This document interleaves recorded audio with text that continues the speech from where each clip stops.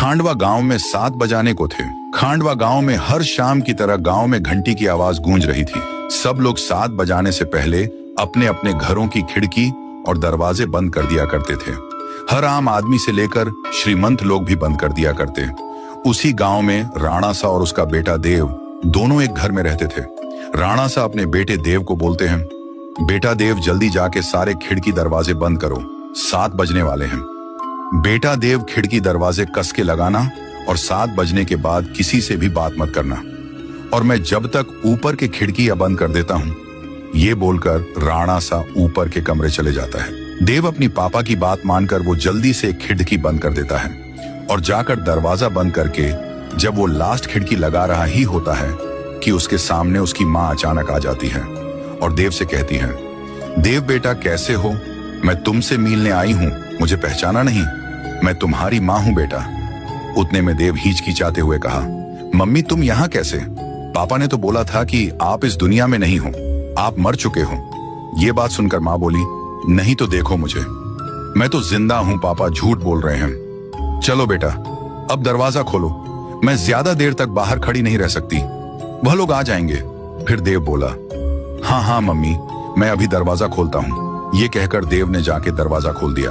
दरवाजा खुलने के बाद मम्मी अंदर आने लगी। दूसरी तरफ राणा सा नीचे आ गया।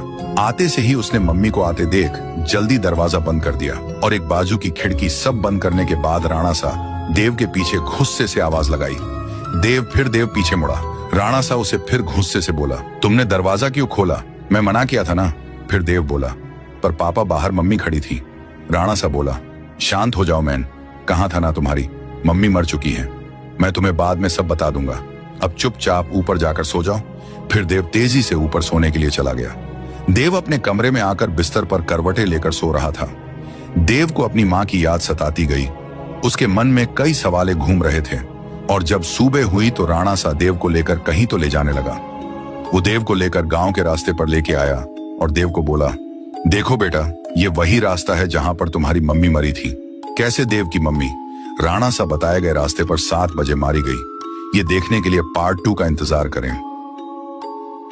एक छोटा सा गांव था, नाम था बोटकपुर, जहां पक्षियों और बंदर भी मजे में जीते थे। वहीं रहता था एक लंबा लकड़ा इंसान, टुंग टुंग साहूर। एक दिन उसका बचपन का दोस्त बहादुर आया, साथ में एक अजीब सा प्राणी था, नाम था पिंकू। बहादुर ने कहा, मैं कुछ दिन के लिए बाहर जा रहा हूँ, पिंकू का ख्याल रखना। ये कहकर वह चला गया। अगले दिन टुंग टुंग पिंकू को बाइक से घुमाने ले गया। जैसे ही बाइक रुकी, पिंकू अचानक भागने लगा। टुंग टुंग उसका पीछा करता गया। अंत में पिंकू समंदर के किनारे जाकर रुका। गुस्से में आकर टुंग टुंग ने उसे